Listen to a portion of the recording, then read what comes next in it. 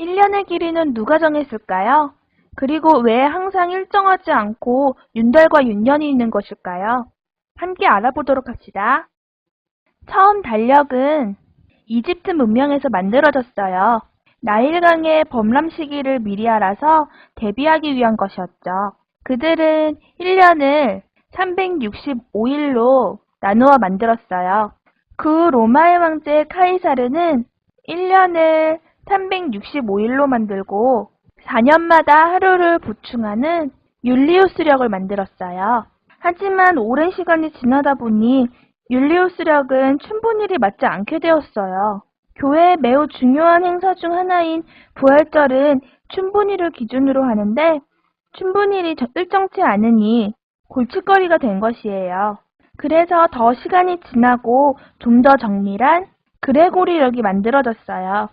하지만 이것도 몇백 년에 한 번씩 날짜를 약간 수정하면서 보완해 주어야 한답니다.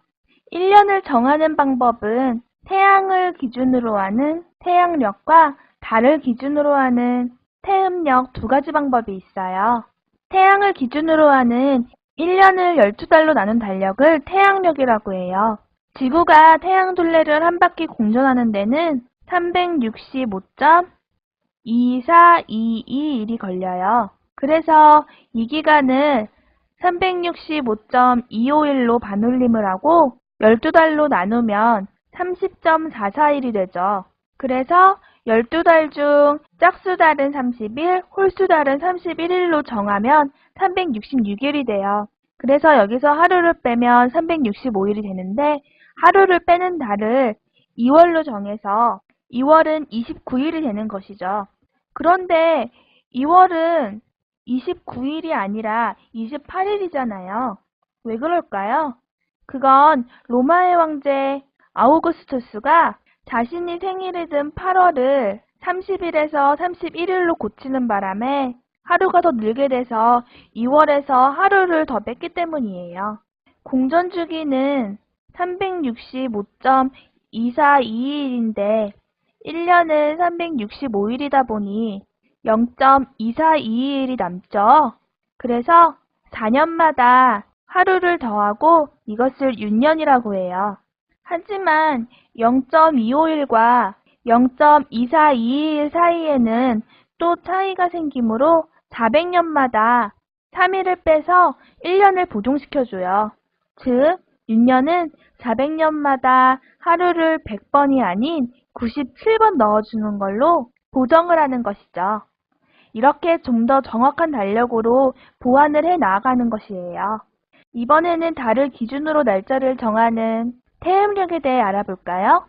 달의 공전주기는 29.53일이에요. 그래서 이를 한 달로 생각해서 홀수달은 29일, 짝수달은 30일로 정해서 한 달 평균과 비슷하게 만들었어요. 하지만 달의 공전주기 29.53일은 12달을 합치면 354.36일이 되어서 태양력과 11일 정도가 차이가 나요. 그래서 11일을 3년이 지날 때마다 한 달씩을 더 넣어준답니다. 이것을 윤달이라고 해요.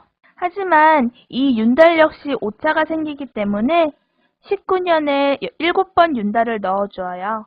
이번 시간 배운 것을 정리해보면서 문제를 풀어볼까요?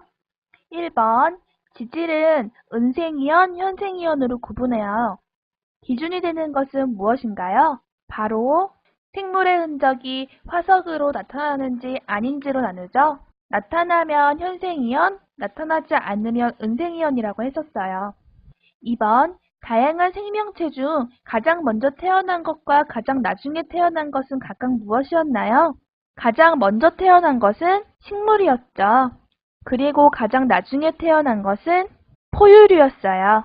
3번 절대연대 측정법에는 방사성 원소가 활용돼요. 그 까닭은 무엇인가요? 그 까닭은 어떤 변화에도 영향을 받지 않고 붕괴한다는 성질에 있었죠. 4번 방사성 붕괴를 이용해서 연대를 추정하려면 반감기를 반드시 알아야 되죠. 반감기란 무엇이었나요? 반감기는 방사성 원소가 절반으로 붕괴하기까지 걸리는 시간을 말했죠. 예를 들어 방사성 원소가 10kg이 있다면 이 원소가 5kg으로 줄어들 때까지 걸리는 시간을 말해요.